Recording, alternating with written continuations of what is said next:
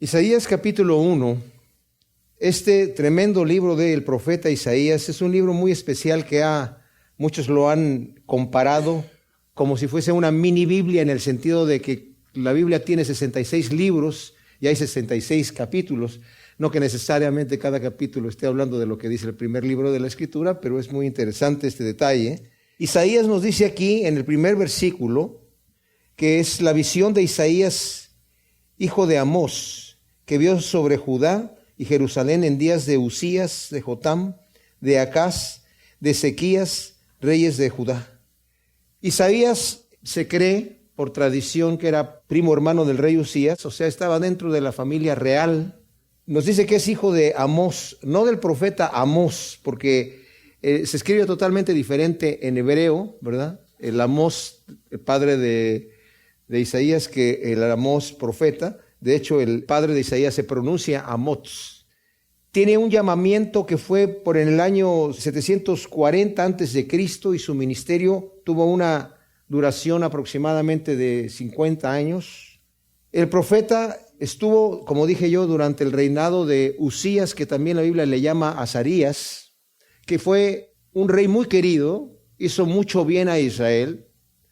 Gobernó por 52 años, fue el 10º rey de Jerusalén, porque ustedes saben que el reinado se dividió durante el reinado de Roboam, hijo de Salomón.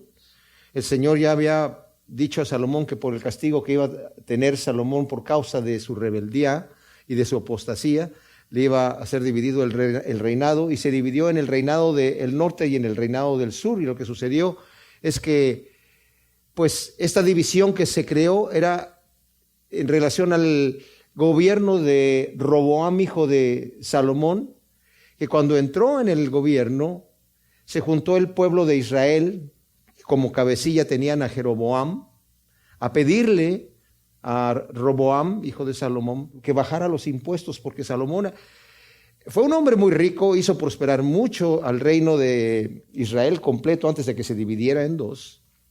De hecho, llegó a su punto máximo durante el reinado de Salomón, tanto así que dice la Escritura que la plata abundaba como abundaban las piedras en Israel. Pero así como era un pueblo muy rico, también los impuestos eran muy altos. Salomón, según nos dice la Biblia, juntaba 230 toneladas de oro al año solamente de los impuestos que él sacaba de Israel. Entonces imaginan ustedes, pues sí, la taxación el pueblo era muy rico, pero los impuestos eran muy altos, y llegaron a decirle a Roboam: por favor, mira, tu padre nos tenía muy agobiados con los impuestos, por favor, bájanos el impuesto y te vamos a servir. Y Roboam les dijo: pues vengan dentro de 3 días para yo pensar qué es lo que voy a hacer. Y consultó con los ancianos, y los ancianos le dijeron: mira, si tú les bajas los impuestos a este pueblo, te van a servir por toda la vida. Van a ser tus siervos. Pero él no escuchó el consejo de los ancianos y escuchó el consejo de los jóvenes, que, como ya sabemos, no tienen mucha cordura para gobernar. Y los jóvenes le dijeron: no, tienes que mostrarte que eres un hombre fuerte. Y era joven Roboam, tenía 40 años, y con estos jóvenes de 40 años más o menos de su edad, era que tomó este consejo. Y diles al pueblo de Israel: mi padre los oprimió, ¿verdad? Pero el yugo que yo les voy a poner va a ser superior. Los lomos de mi padre son más angostos que mi dedo pulgar, ¿me entiendes? Una manera de decir, pues, si mi padre lo vieron duro, a mí me van a ver peor. Entonces ahí se dividió el reinado. Jeroboam dijo: Israel, vámonos todos a sus tiendas, y se quedó solamente con la tribu de Judá. Roboam quiso hacer la guerra, pero el Señor le dijo: no, esto viene de parte de mí, y no vas a hacer la guerra, te vas a quedar ahí. Pero, ¿saben qué? Todas estas cosas el Señor, cuando leemos los detallitos, nos damos cuenta que desafortunadamente durante el reinado de Salomón, aunque cuando estudiamos ya Eclesiastés nos dimos cuenta que Salomón hizo las paces con el Señor, porque de otra manera no pudo haber escrito ese libro de Eclesiastés de la manera que lo escribe en su vejez. No obstante, las consecuencias de la desobediencia a Dios y de la apostasía surgieron. Salomón había construido templos para los dioses de las naciones que Dios había expulsado de ahí, porque las mujeres con las que él se unió eran mujeres de esos pueblos que el Señor había prohibido no tomar mujeres de esos pueblos y desviaron su corazón. Y el Señor les dice en Deuteronomio, de hecho, no hagan eso. Es interesantísimo ver cómo el Señor escogió a la nación de Israel, mis amados, para que fuese una nación santa. Lo vamos a ver aquí cuando el Señor se queja en este primer capítulo de Isaías. Es de hecho la introducción al libro. Este es un capítulo muy especial porque aunque está dándonos profecías y visión de parte de Dios, da una introducción al tema general de todo el libro. Y el Señor era un pueblo que Él había escogido a través de un hombre de Abraham para escoger una familia, para crear una nación, para que esa nación lo representara delante de un mundo caído y rebelde. Pero el pueblo se volvió atrás, lo vamos a ver más en detalle en un momento más en la profecía de Isaías. Y pidieron rey en los días de Samuel. Era una teocracia, Dios era el que estaba gobernando al pueblo. Pero el pueblo dijo, queremos un rey como las demás naciones, queremos un rey que salga a pelear nuestras batallas, queremos tener ese estatus, aunque el Señor les daba la victoria en todas las batallas y era conocido, imagínense ustedes, a través de esta nación el nombre de Dios en el mundo. Tanto así que las otras naciones oían de la fama de Yahvé, de los ejércitos. Pero el pueblo se rebeló. Pues el Señor ya sabía eso, obviamente, porque en el libro de Deuteronomio, el Señor le dice en la ley de Moisés, cuando ustedes pongan rey, porque quieran tener un rey sobre ustedes, van a tener que poner al que yo les diga. Y como cosa especial, el Señor primero les da a Saúl, que era el hombre más alto de todo el pueblo, ¿verdad? Era el más guapo. Y todo esto dijeron, este sí tiene pinta de rey, ¿verdad? Queremos a este hombre porque con este rey salimos a las batallas, estamos como que no tenemos rey. Samuel se molestó y el Señor le dijo, no te molestes, Samuel, que no te están rechazando a ti, me están rechazando a mí. Pero después que el Señor les dio a un rey como ellos lo querían, este rey se corrompe. Y entonces el Señor dice, ahora yo me voy a escoger un rey conforme a mi corazón. Aunque Él escogió a Saúl, pero era para darles un rey como ellos lo querían. Y escogió a David. Y el reinado de David fue un reinado tremendo. Y Salomón también empezó bien, terminó mal. Y ya para el momento en donde tenemos a Uzías o a Azarías, todo el reinado del norte que era Israel, que empezó con Jeroboam, se corrompió. Y no hubo un solo rey que sirviera a Dios, porque la religión que inventó de su propio corazón Jeroboam era una religión perversa con adoraciones de los pueblos de aquel entonces, inventó fiestas anuales de su propio corazón y la gente se corrompió. Y el reinado del norte de Israel, todos los reyes hicieron lo malo ante los ojos de Dios hasta el final, cuando el Señor al final trajo a los asirios y se los llevaron. Los profetas anunciaron el juicio de Dios y no les importó, ¿verdad? Isaías estaba en el reinado del sur, en Judá, y él estaba profetizando también acerca del juicio que iba a venir de Dios por causa de la rebelión de Judá. Aunque no se rebelaron todos los reyes en contra de Dios, una gran mayoría hicieron lo malo delante de Dios hasta que llegó el momento donde dijo el Señor, aquí se acabó el tema. De hecho, tenemos primero, dice que reinó durante el reinado de Uzías. Y este rey que era pariente, como dije, de Isaías. Isaías en su visión en el capítulo 6 está temeroso porque dice, en la muerte del rey Uzías todo el mundo estaba como que se nos murió este rey que era bueno e hizo prosperar muchísimo a la nación y la nación se engrandeció en los días de Uzías. Pero el problema que tuvo Uzías es que al final de su reinado, ya cuando había tomado mucha confianza y era muy próspero, se envaneció y entró en el templo a querer ofrecer sacrificios como si fuera un sacerdote. Y los sacerdotes entraron con el sumo sacerdote a decirle, no te es permitido, rey, a ofrecer tus sacrificios en el templo, solamente le es permitido a los hijos de Aarón que el Señor escogió. Y el rey se enojó contra los sacerdotes, y en el momento que, por no arrepentirse y por encolerizarse contra estos sacerdotes, le brotó la lepra en la cara en ese momento, y el sumo sacerdote se acercó para observarlo, nos dice la Escritura, y lo sacó apresuradamente porque tenía lepra en la cara, y él mismo se apresuró a salir porque tuvo temor de Dios. Pero de ahí en adelante murió así, ya no pudo gobernar solo, su hijo empezó a tener un reinado juntamente con su padre, porque ya Uzías no podía salir a gobernar, quedó reclutado en una casa. Y el gobierno de su hijo duró, ¿verdad?, desde el año 751 al año 740, 16 años, y gobernó con su padre los primeros 15 años. Su padre Uzías muere y él queda solamente un año gobernando y muere. Todo esto durante el tiempo de las profecías de Isaías. Después viene Acaz, hijo de Jotam, y fue un rey extremadamente malvado que hizo apostatar a Israel. Uzías anduvo en los caminos de Dios, su hijo Jotam también anduvo en los caminos de Dios, pero el hijo de Jotam, Acaz, se rebeló contra Dios, cerró el templo y empezó a adorar a otros dioses, y decía como los dioses de las otras naciones, y como empezó a hacer esto, el Señor empezó a mandar a los asirios que los acosaban y los vencían. En las ciudades estamos hablando ya de Judá, porque ya Israel lo habían llevado cautivo los asirios. Se había convertido en la potencia mundial. Los asirios eran terribles, eran unos terroristas impresionantes de la época. Cuando capturaban a la gente la mutilaban, desnudaban a las familias, las dividían, las mandaban a pueblos que no hablaran su propia lengua, los despatriaban completamente, los humillaban de esa manera. Y por eso vemos que el profeta Jonás no quería ir a Nínive a predicar el arrepentimiento a los asirios, prefería morirse que hacer eso.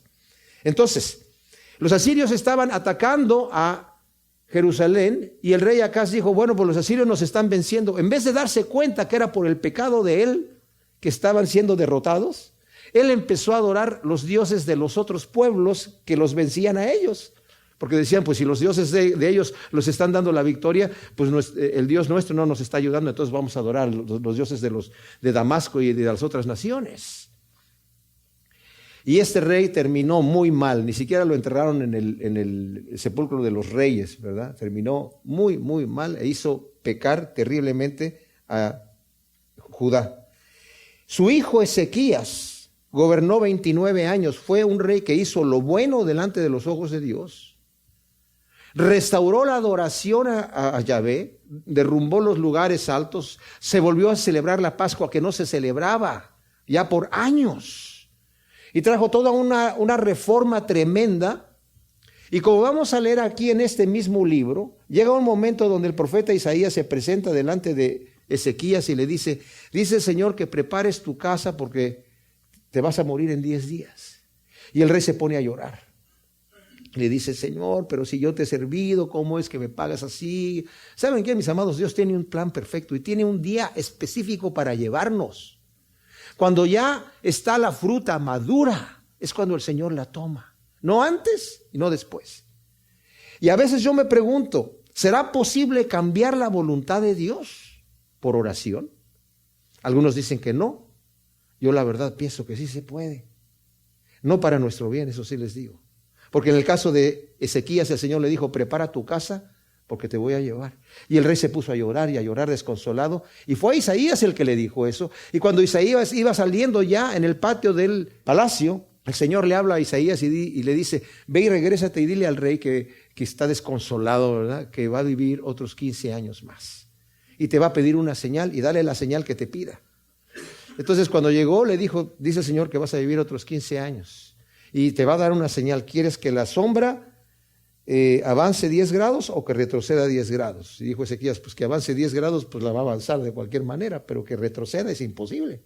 Que retroceda 10 grados y la sombra retrocedió. ¿Se imaginan ustedes la potencia de Dios, del Dios Altísimo Todopoderoso, que hizo cesar todas esas fuerzas cósmicas para regresar, ¿verdad?, la rotación de la Tierra y después volverla a echar sin que nada pase, ¿verdad? Ni siquiera se mueva la hoja del árbol. Tremenda cosa. En ese periodo de tiempo tiene a su hijo Manasés, que fue el peor rey que tuvo Israel. Derramó muchísima sangre inocente, a tal grado que el Señor dijo, por este rey y por la sangre que ha derramado, yo voy a destruir Jerusalén. Judá no va a existir más, van a ser echados de aquí. Hubo otros reyes que hicieron reformas después de Manasés, pero dice la Escritura, Dios no se quiso arrepentir por el pecado de Manasés. Manasés fue llevado a Babilonia. Imagínense ustedes la misericordia de Dios. Fue llevado a Babilonia, cautivo. Allá se arrepintió y Dios lo perdonó. Pero ¿saben qué sucedió según la tradición rabínica durante el reinado de Manasés? Cuando empezó la persecución, porque aquí nos dice que Isaías profetizó hasta Ezequías, porque no pudo profetizar más durante Manasés por la persecución que había. Huyendo de la persecución de Manasés, se escondió y se metió dentro de un árbol hueco. Y los que lo andaban persiguiendo lo vieron que se escondió dentro del árbol hueco y lo aserraron a la mitad por orden del rey. Y según la traducción rabínica, así murió el profeta Isaías. Tremenda cosa. Ahora, el libro de Hebreos, en el capítulo 11, cuando nos habla de la fe, en el versículo 13 nos dice que algunos murieron aserrados. Y es muy posible que se esté refiriendo a este hecho de Isaías. Las profecías de Isaías denuncian el pecado de Israel, los juicios contra Israel, contra Judá, contra Egipto, Asiria, Babilonia, Edom, Moab, Amón, Filistea, Damasco, Etiopía, Arabia, Tiro, Efraín, contra reyes malvados, contra falsos profetas, etc.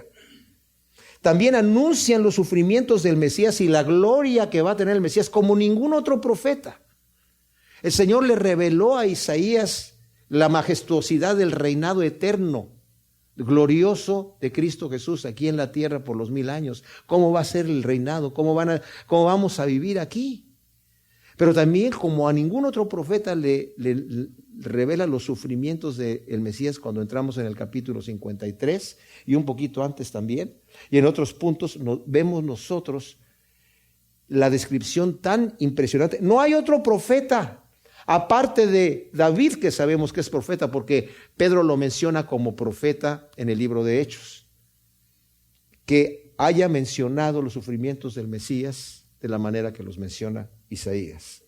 Contiene algunos relatos históricos que están también narrados en los libros de Crónicas y de Reyes de Judá, específicamente cuando estamos hablando de la invasión de Sennacherib, el rey de Asiria, en época de Ezequías. Bien interesante eso cuando lleguemos a verlo, porque dentro de este detalle, cuando estaba Asiria invadiendo Judá y ya por fin se muere Acaz y entra a reinar Ezequías, quisieron invadir Jerusalén y el Señor lo defendió de una manera impresionante. Cuando lleguemos a ese punto, vamos a ver la mano de Dios tremenda, ¿verdad? Ahora, hay gente que hablan que hay dos Isaías, le llaman el Deutero-Isaías, ¿verdad?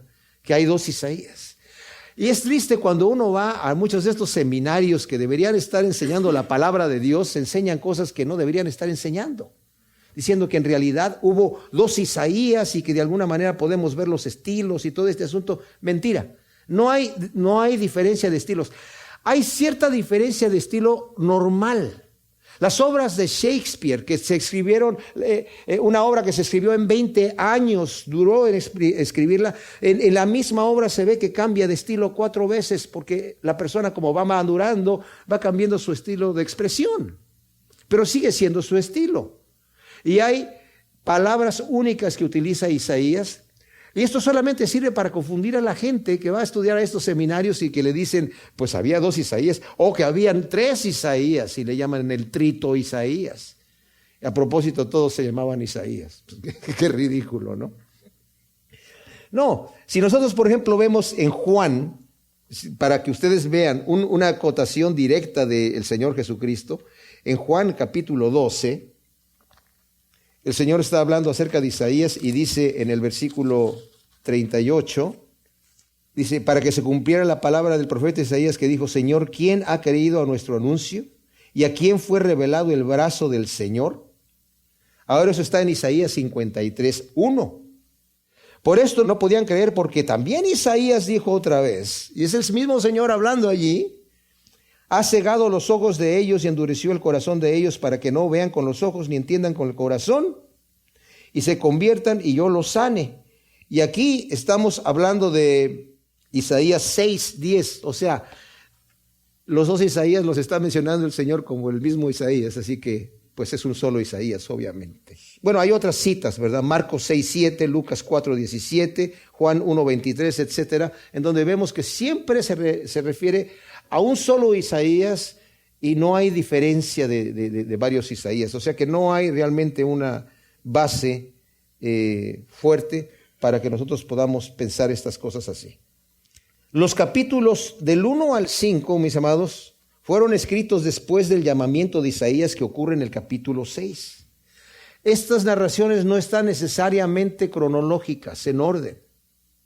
Y de hecho, al estar viendo aquí este capítulo primero, vamos a ver que el Señor está hablando de un juicio que ya lo podemos ver nosotros en reyes apóstatas, como serían en el caso del rey Acaz, ¿verdad?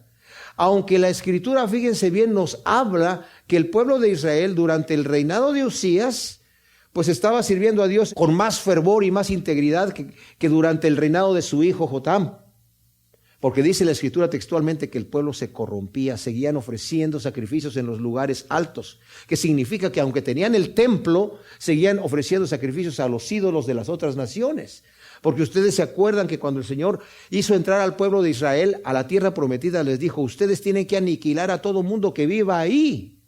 No dejen con vida a nadie que viva en ese territorio. Las naciones que estén fuera y que quieran hacer paz con ustedes, de ahí pueden tomar esclavos y les pueden servir a ustedes con sus impuestos, porque tienen que dominar a esas naciones, pero las que están fuera. Pero las que están dentro del territorio de la tierra prometida tienen que aniquilar a todo mundo. No quiero que sepan cómo adoran a sus dioses, no quiero que se contaminen con nada. Como el pueblo de Israel entró por mano de Josué y empezaron a tomar esta posesión del territorio, no tomaron todo lo que el Señor les dio y no aniquilaron a todo mundo. Algunas veces los hicieron solamente sus siervos, pensando: nos conviene más que nos den dinero y que sean nuestros esclavos a que los aniquilemos. Y el Señor les dijo: como no quisieron echar a todo mundo, como yo les dije, ahora no los van a poder echar. Esa gente se va a quedar allí y van a ser espinos en sus costados y los van a hacer tropiezo para ustedes con sus dioses y con sus costumbres paganas. Y eso es lo que ocurría en la época de Jotam. Por eso también Salomón se corrompió con esas naciones, porque estaban allí adentro, ¿verdad? Y no las habían aniquilado como el Señor había ordenado que sucediera. Entonces, cuando vemos nosotros, como dije, del capítulo 1 al 5, vienen juicios de Dios que están determinados contra una nación rebelde. En el primer versículo del capítulo 1 de Isaías nos dice así: visión de Isaías, hijo de Amós, que vio sobre Judá y Jerusalén en días de Usías, de Jotam, de Acaz, de Ezequías, reyes de Judá. Oíd, cielos, y tú tierra escucha, que habla Yahvé. Crié hijos y los engrandecí, pero ellos se rebelaron contra mí. O sea, como dije, Dios escogió a Abraham para formar una nación gobernada por él, santa, que lo representara delante de un mundo pecador. José introdujo 70 personas de su familia a Egipto. 400 años más tarde salieron, dice la Escritura literalmente, 600,000 hombres de a pie que cargaban espada, que eso nos da un promedio, contando mujeres y niños y hombres más jóvenes, como de 2 a 3 millones de personas, probablemente, aproximadamente, que salieron de Egipto a la tierra prometida. El Señor de un hombre hizo un pueblo. De una familia hizo un pueblo que lo iba a representar delante del mundo pecador. Pero el Señor está condenando a Israel, se está quejando y pone a la tierra como testigo. Y dice: oye cielo y oye tu tierra, que habla Yahvé. Yo crié hijos y los engrandecí, pero ellos se rebelaron contra mí. El buey conoce a su dueño y el asno el pesebre de su señor, pero Israel no me conoce. Mi pueblo no tiene entendimiento.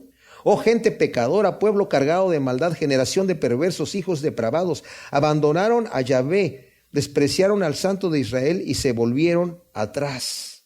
Isaías acusa a Israel, como dije, de ser más torpes que las bestias. ¡Qué tremenda cosa! denuncia la rebelión de Israel al abandonar a Yahvé, el Santo de Israel. Hace algunos años en Israel sucedió que una persona cometió un crimen y llegó en su burro, cometió el crimen y se fue corriendo, salió a pie, dejó el burro amarrado ahí y salió corriendo. Un detective que llegó allí a investigar la situación conocía este versículo que estamos leyendo aquí: el buey conoce a su dueño y el asno el pesebre de su señor. Y lo único que hizo es soltar al burro y lo siguió. Y aprendieron al culpable, ¿verdad? Pero ¿saben qué es lo que está diciendo aquí el Señor al pueblo de Israel? Ustedes me han despreciado, se han vuelto contra el Santo de Israel. Hay una nación más en la tierra, mis amados, que también ha sido como un ejemplo de lo que Dios hace para representarlo a Él delante del mundo entero. Y esa es la nación de los Estados Unidos. Fue fundada bajo los principios bíblicos. El primer libro de texto en las escuelas fue la Biblia.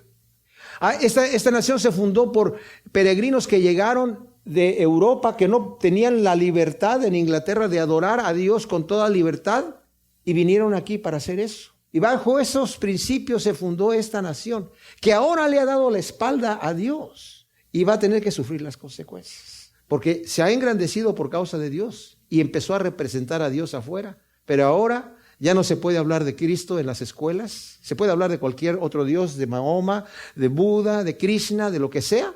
Cualquier pensamiento, doctrina, filosofía, se puede hablar de eso, pero no se puede hablar de Cristo, ni se puede hablar de la creación, ni de los principios de los cuales habla la Biblia. Esta nación se ha convertido en anticristo y desafortunadamente vemos las consecuencias, ¿verdad? Y luego dice el Señor: ¿dónde seguirlos hiriendo si os seguís rebelando? Toda la cabeza está enferma y el corazón agotado. Desde la planta del pie hasta la cabeza no hay nada sano, solo llaga, contusión y heridas supurantes, no drenadas ni vendadas ni aliviadas con ungüento. ¡Wow! Se describen los castigos que Dios ha traído sobre su pueblo rebelde y pecador. Ahora, las heridas descritas aquí en el versículo 6 no son de enfermedad, sino de castigo. El Señor dice: ¿en dónde más les puedo pegar? ¿Dónde seguirlos hiriendo si os seguís rebelando? Ya toda la cabeza está enferma. Hay otras versiones que ustedes tienen, dice: están todos llenos de moretones.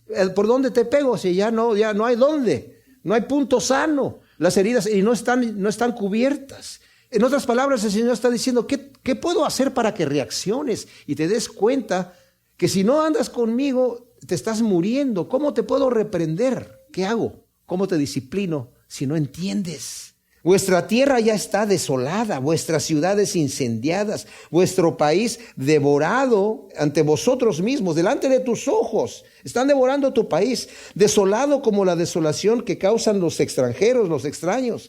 La hija de Sión ha quedado como cobertizo de viñedo, como choza de melonar, como ciudad sitiada. Wow, mis amados, eso es tremendo. La condición devastadora de Israel después de las invasiones de los asirios era terrible. Y todavía se vislumbran restos de la prosperidad del reinado de Usías en esto que estamos viendo aquí, en las primeras profecías de Isaías.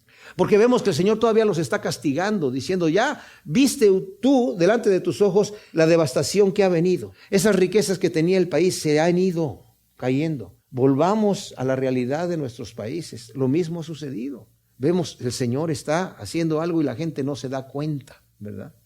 Si Yahvé Sebaot no nos hubiese dejado un pequeño remanente, habríamos llegado a ser como Sodoma y semejantes a Gomorra. ¡Qué cosa tan tremenda! Dios siempre mantiene un remanente de fieles en medio de los impíos que serán los herederos de las promesas. Sin ese pequeño remanente, dice aquí, hubieses llegado a ser exterminado completamente como Sodoma y Gomorra. En tiempos del profeta Elías, llegó a decir Elías: Señor, yo solamente he quedado, ya mataron a tus profetas, solamente yo he quedado y me andan buscando para matarme. Y el Señor le dijo: no, yo me he escogido unos hombres que no han doblado su rodilla ante Baal. Un remanente. El Señor siempre tiene un remanente. Cuando estamos estudiando las cartas a la iglesia de los Corintios, que vemos que el apóstol Pablo se está quejando de muchas anomalías que había en la iglesia, pero no eran de todos. Siempre hay un remanente de fieles, ¿verdad? Pero el Señor está aquí como llorando a su pueblo. ¿Qué más puedo hacer para hacerte despertar y para que reacciones de que te estás destruyendo? Mis amados, como he dicho en otras ocasiones, Dios no es arbitrario en sus juicios. No es que dice, tienes que hacer esto porque yo digo, y quiero que dejes de hacer aquello porque se me pega la gana, yo soy Dios y hago lo que yo digo, y se hacen las cosas como yo digo porque yo dije. No, mis amados, el pecado se autodestruye. No necesitamos que Dios haga juicio, el pecado se autodestruye. Entonces lo que Dios nos está ordenando es verdad. Por eso dijo el Señor, le dijo a Pilato, yo he venido para dar testimonio de la verdad, para eso he nacido. Y la verdad es lo que es la vida, lo que es real. El pecado en realidad destruye. Y el Señor dice, tú ya has sido destruido, no solamente porque el Señor ha permitido que los enemigos de Israel lleguen allí, sino porque ellos mismos se han estado autodestruyendo. Como lo va a decir aquí más adelante. Y va a hablar de un lenguaje bastante fuerte. Y ahora les dice a los líderes, a los gobernantes de Israel, oíd la palabra de Yahvé, príncipes de Sodoma, escuchad la ley de nuestro Dios, pueblo de Gomorra. O sea, lo que está diciendo aquí es están en tan mal situación que ustedes son Sodoma y Gomorra. O sea, ustedes están en esta condición porque sus gobernantes son malos gobernantes. Y es impresionante el cambio que tiene una nación con un gobernante que es temeroso de Dios y piadoso. Porque las leyes que van a pasar son leyes justas, son leyes de verdad, de moral, que no se van a permitir cosas que no deben de ser. Pero cuando el gobernante es impío, y vemos nosotros en la historia de Israel que es por los reyes que se rebelan, el pueblo inmediatamente no necesita mucho para rebelarse con los gobernantes. Lo único que necesitan es permiso para pecar. Pero en el momento de David, obviamente David tenía muchos enemigos. Lo describen los salmos. Pero con mano dura, con un gobierno real y verdadero, se mantenía una cierta moral. Así ha estado aquí en este país por muchos años. Pero ya se ha corrompido y ya se ha aflojado y ya no hay moral. Ya no hay verdad. Todo es relativo. Y luego dice del versículo 11 al 15.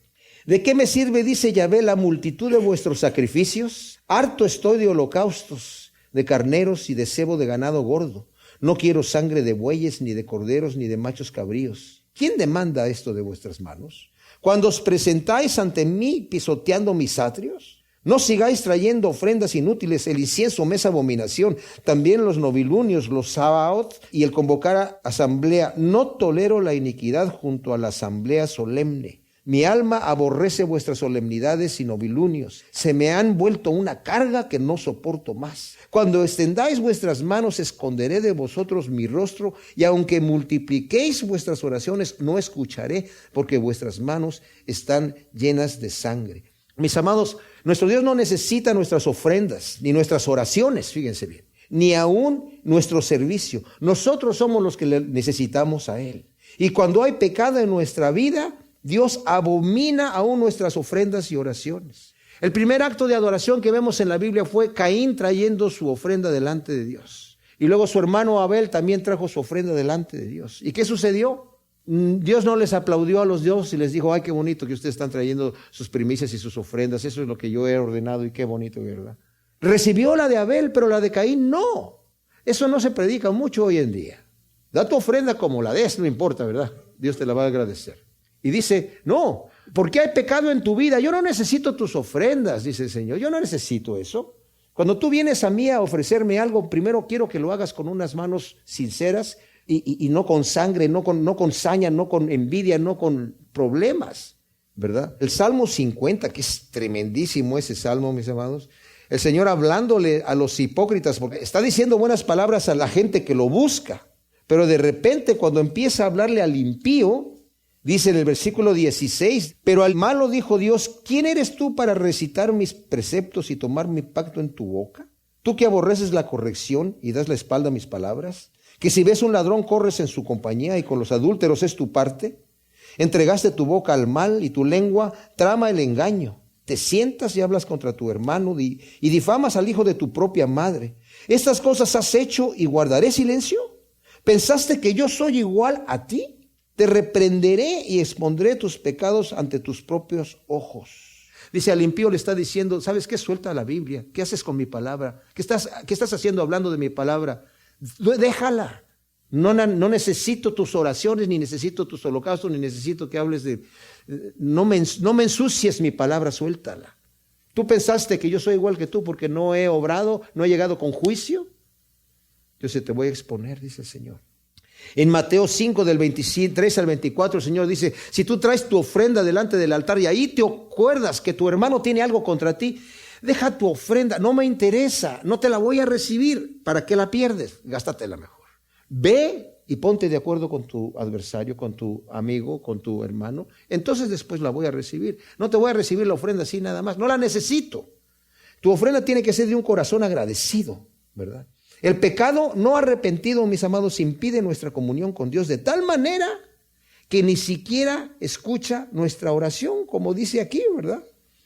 En Isaías 59 también habla acerca de lo que sucede cuando no hay un pecado arrepentido. Y nos dice en el versículo 1, he aquí que no se ha cortado la mano de Yahvé de modo que no puede salvar, ni su oído se ha endurecido de modo que no pueda oír. Pero son vuestras transgresiones las que se interponen entre vosotros y vuestro Dios. Son vuestros pecados los que os hacen ocultar su rostro e impiden que Él los escuche. ¡Wow! Mi pecado no arrepentido impide, porque vuestras manos están contaminadas de sangre y vuestros dedos de iniquidad, vuestros labios dicen mentiras y vuestras lenguas murmuran perversidades. Nadie pleitea con justicia, nadie juzga con rectitud. Se apoyan en la mentira y afirman la falsedad, conciben engaños, dan a luz la maldad, incuban huevos de áspid y tejen la tela de araña. ¡Wow! Y continúa diciendo, todas estas maldades están impidiendo que yo escuche tu oración. ¿Cuál es la oración que el Señor escucha? La única oración que el Señor escucha, mis amados, es la del corazón arrepentido. Y lo va a decir aquí. Lavaos, purificaos y quitad de mi vista la maldad de vuestras obras. Cesad de hacer el mal, aprended a hacer lo bueno. Buscad la justicia y enderezad al opresor. Defender el derecho del huérfano. Abogad por la causa de la viuda. O sea, tomen una acción de arrepentimiento, dejando de hacer lo malo y aprendan a hacer lo bueno. En el Salmo 51, 17 dice David, yo hubiera traído ofrendas, pero tú no las hubieras recibido, Señor, porque tú eso no lo recibes tú. Lo que tú recibes es al corazón contrito y humillado, al corazón arrepentido, a la persona que dice, Señor, yo quiero hacer las paces contigo. Por eso es necesario primero limpiar el camino. No puedo nada más llegar, Señor, a quedar bien con Él con dádivas o con oraciones pidiendo cosas. El Señor dice, mira, hay que arreglar cuentas primero, hay que arreglar las cuentas. Hay que arreglar el asunto que está impidiendo. ¿Qué está impidiendo en tu relación o en mi relación con Dios? Esa coinonía con Él, esa intimidad. Hay algo que está impidiendo. Nosotros lo sabemos porque el Espíritu de Dios nos da testimonio, mis amados. No se trata de sentimiento, pero sí se trata de que el Espíritu de Dios nos da testimonio. Pablo en Romanos 8 dice, es el Espíritu de Dios el que nos hace clamar Abba Padre. Es el Espíritu de Dios que nos da testimonio que somos los hijos de Dios y por cuanto somos hijos somos herederos de Dios y coherederos con Cristo Jesús. Y es el Espíritu de Dios que funciona dentro de mí y me da esa seguridad. Y es también el Espíritu de Dios que nos redarguye de pecado, de justicia y de juicio. Cuando estamos mal y nos dice, aquí hay algo que hay que limpiar y es el momento de limpiarlo. Porque si no, no se puede restaurar la comunión. Y luego dice, y venid después y estaremos a cuenta, dice Yahvé, aunque vuestros pecados sean como la grana, como la nieve, serán emblanquecidos, y aunque sean rojos como el carmesí, vendrán a ser como la lana blanca. Dios nos llama a cuentas para restaurarnos después que haya ese sincero arrepentimiento. Dios nos limpia de pecado cuando nuestro arrepentimiento es verdadero. Dice en Juan 3, 17 al 21, porque no envió a su Hijo para condenar al mundo, sino para que el mundo sea salvo por Él. El que en Él cree no es condenado, pero el que no cree en Él ya ha sido condenado porque no ha creído en el nombre del unigénito Hijo de Dios. Y esa es la condenación, que la luz vino al mundo, pero los hombres amaron más las tinieblas que la luz porque sus obras eran malas y no quisieron traer sus obras a la luz para que no fuesen reprendidas. Pero los que andan en la verdad, en la luz, traen sus obras a la luz para que sean manifiestas que son hechas en Dios. Dios quiere perdonar nuestros pecados y quiere que entremos a cuentas con Él. Y mis amados, yo no sé cuánto le debo, yo no tengo el libro, Él lo tiene.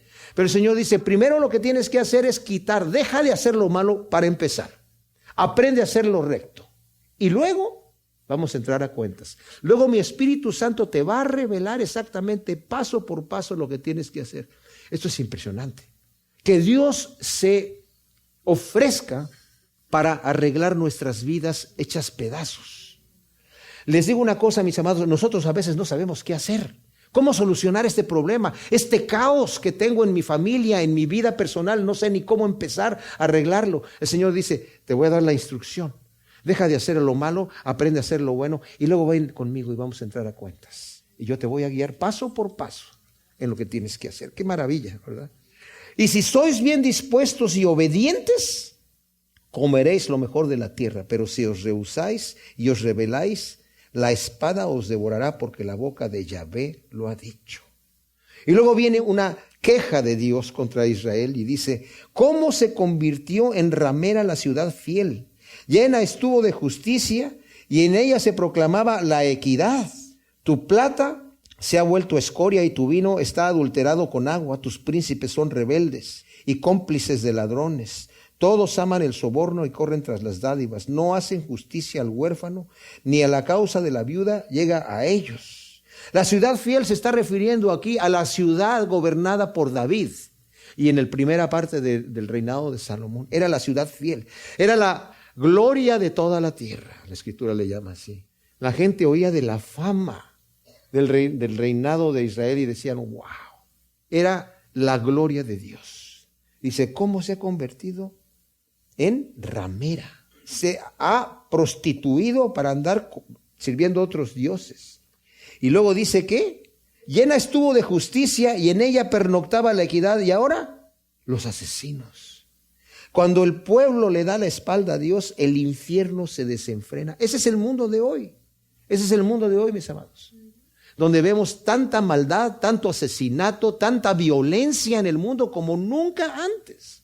¿Por qué? Porque le han dado la espalda a Dios. Ya la gente ya no piensa correctamente. Sus mentes piensan al revés. Escuchaba a este científico Walter Smith, que dice, cuando le están enseñando a la gente todas estas cosas de evolución y ateísmo dentro de las universidades, les echan a perder su mecanismo de pensamiento. Ya no piensan lógicamente, piensan mal, porque ya no es lógico lo que se está diciendo. Es arrogancia y es prepotencia nada más, sin lógica alguna, y deshonestidad intelectual. Por tanto, dice el soberano Yahvé, Sebaot, el fuerte de Israel, yo me desquitaré de mis adversarios y me vengaré de mis enemigos. Volveré mi mano contra ti y purificaré totalmente tus escorias, quitaré toda la impureza. Restauraré tus jueces como al principio y tus consejeros como los de antaño. Entonces te llamarán ciudad justa, ciudad fiel. Sión será rescatada con el derecho y sus convertidos con la justicia, pero la destrucción de impíos y pecadores será simultánea. Y los que abandonan a Yahvé serán consumidos. Y entonces se avergonzarán de las encinas que amasteis, y os sonrojaréis de los huertos que escogisteis, porque seréis como encina de hoja seca, como huerto al que le faltan aguas. El fuerte será la estopa y su obra la chispa, y ambos arderán juntos y no habrá quien los apague. O sea, el Señor está anunciando un justo juicio. El soberano se dice a sí mismo, Yahvé Sebaot, Yahvé de los ejércitos, el fuerte de Israel. Solemne juramento, ¿verdad? Dios mismo dice, yo me vengaré, me desquitaré de mis enemigos. Mis enemigos van a llegar a estar puestos por estrado de mis pies. Son arrogantes y son prepotentes, pero les va a llegar el día. La gente se levanta en contra de Dios y levanta el puño. Y todavía dicen, crucifícale, crucifícale. Pero va a llegar el día en donde van a decir, caigan sobre nosotros montañas y escóndanos de la ira de aquel que está sentado en el trono. Porque viene el día del juicio. Es un día tremendo. Es un día terrible para el impío. Para nosotros es el día de salvación. Es el día de gozo, donde vamos a ver la gloria de Dios. Vamos a estar cara a cara con el Señor y vamos a vivir eternamente con Él. Esa es nuestra esperanza, que como dice Juan, el capítulo 3, versículo 2 y 3, el que tiene esa esperanza de verlo a Él, se purifica a sí mismo así como Él es puro. Esa es la acción que produce en nosotros estar esperando ese día. El impío se esconde, no quiere pensar en eso, pero le va a venir. Dios es un Dios de amor y de misericordia, pero que castiga la iniquidad y el pecado. En Éxodo el Señor le dice, cuando está proclamando su nombre delante de Moisés, le dice, yo soy, fuerte, misericordioso y piadoso, que perdona la maldad, la iniquidad y el pecado. Literalmente, que carga con la maldad, la iniquidad y el pecado, pero que de ninguna manera va a tener por inocente al malvado. Y en Hebreos 10, 28 al 31, vamos a terminar con ese texto. Porque si continuamos pecando voluntariamente después de haber recibido el conocimiento de la verdad, ya no queda más sacrificio por el pecado, sino una horrenda expectación de juicio y ardor de fuego que va a consumir a los adversarios. El que viola la ley de Moisés por el testimonio de 2 o 3 testigos muere irremisiblemente. ¿Cuánto peor castigo pensáis que merecerá el que pisoteó al Hijo de Dios y tuvo por inmunda la sangre del pacto, en la cual fue santificado, y ultrajo al Espíritu de gracia? Pues conocemos al que dijo, mía es la venganza, yo pagaré. Y otra vez, el Señor juzgará a su pueblo.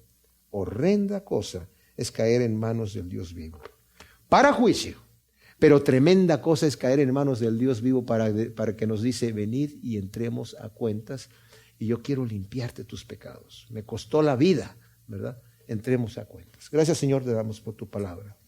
Ciertamente te pedimos que tú siembres estas semillas en nuestro corazón, que podamos ver el amor que tú tienes, Señor, pero que no juguemos, Señor, con la verdad que tú nos revelas, sino que con temor, pero también con confianza nos acerquemos al trono de misericordia, Señor, para encontrar gracia en el momento oportuno. Gracias te damos en el nombre de Cristo Jesús. Amén.